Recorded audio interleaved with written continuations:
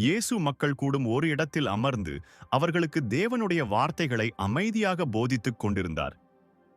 அந்த நேரத்தில் சில மத தலைவர்கள் மற்றும் மக்கள் கூட்டமாக ஒரு பெண்ணை இழுத்து கொண்டு வந்தார்கள்.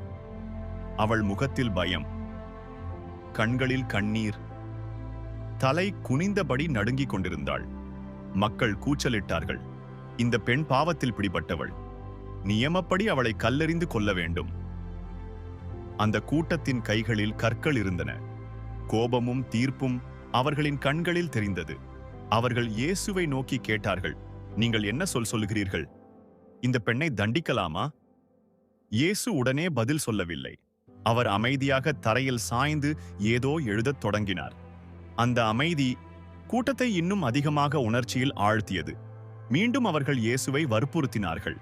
அப்போது இயேசு மெல்ல எழுந்து அமைதியான குரலில் சொன்னார், உங்களில் யார் பாவம் இல்லாதவரோ அவரே முதலில் இந்த பெண்ணின் மீது கல்லெறியட்டும்.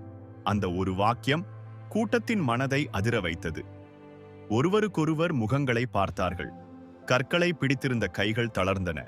முதலில் பெரியவர்கள், பின்னர் இளையவர்கள். ஒருவருக்கொருவர் அமைதியாக கற்களை கீழே போட்டுவிட்டு அங்கிருந்து போய்விட்டார்கள். சில நிமிடங்களில் அந்த இடத்தில் இயேசுவும் அந்த பெண்ணும் மட்டுமே இருந்தார்கள். இயேசு அவளை பார்த்து கேட்டார், அவர்கள் எங்கே? உன்னை தண்டிக்க யாரும் இல்லையா? அவள் மெதுவாக தலை தூக்கி, இல்லை ஆண்டவரே என்று சொன்னாள். அப்போது இயேசு அன்புடன் அவளை பார்த்து சொன்னார், நானும் உன்னை தண்டிக்கவில்லை, போ, இனிமேல் பாவம் செய்யாதே. அந்த பெண்ணின் வாழ்க்கை அந்த நிமிடத்தில் மாறியது. தண்டனை கிடைக்க வேண்டிய இடத்தில் கருணை கிடைத்தது.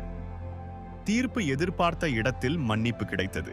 Cosmic 786 like, share, comment and subscribe பண்ணுங்க உண்மையான கதைகளுக்கு.